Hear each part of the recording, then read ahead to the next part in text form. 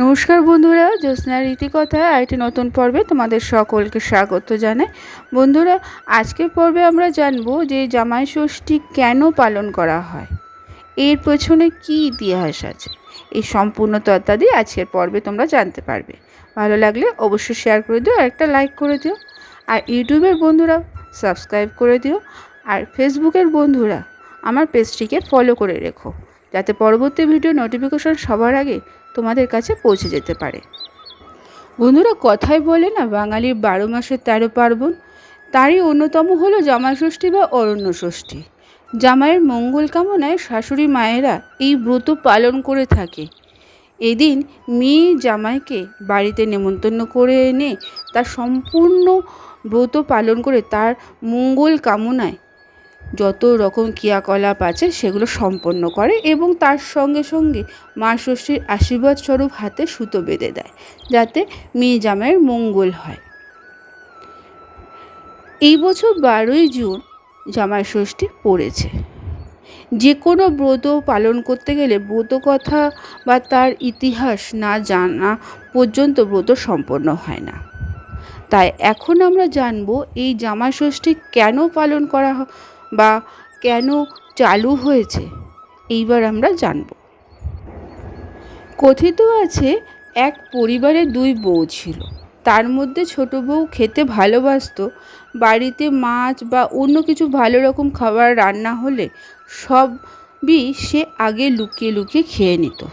সব খাবার কোথায় গেল শাশুড়ি মা জিজ্ঞাসা করলে ছোট বউ বানিয়ে বানিয়ে বলতো যে একটা কালো বিড়াল এসে ঘরে ঢুকে সব খেয়ে গেছে। ধর্মীয় বিশ্বাস অনুসারে বিড়াল হলো মা ষষ্ঠীর বাহন। নিজের সম্পর্কে এই মিথ্যে অভিযোগ শুনে বিড়াল মা ষষ্ঠীর কাছে গিয়ে সব জানায়। নিজের বাহন সম্পর্কে এই মিথ্যে কথা শুনে মা ষষ্ঠী অত্যন্ত রেগে যান এবং অভিশাপ দেন। মা ষষ্ঠীর অভিশাপে ছোট বউ এর একটি করে সন্তান হয়। তার জন্মের কিছুক্ষণ পরেই তার মৃত্যু হয়। এইভাবে ছোট বউয়ের 7 পুত্র 1 কন্যা জন্মের পরেই মারা যায়।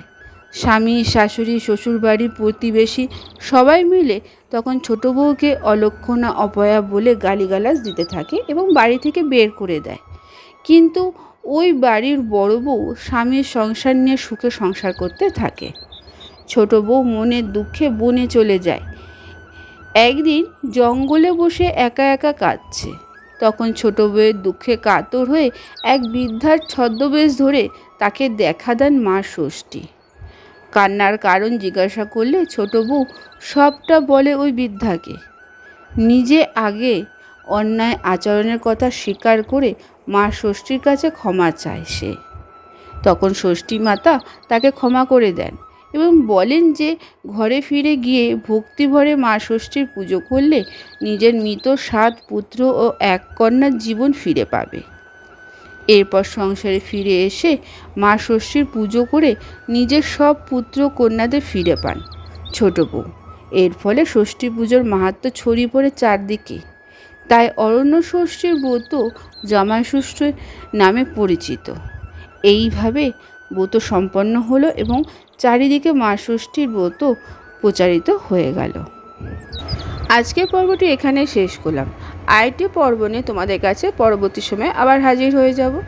ততক্ষণ তোমরা ভালো থাকো, অপরকে ভালো রাখতে সাহায্য করো।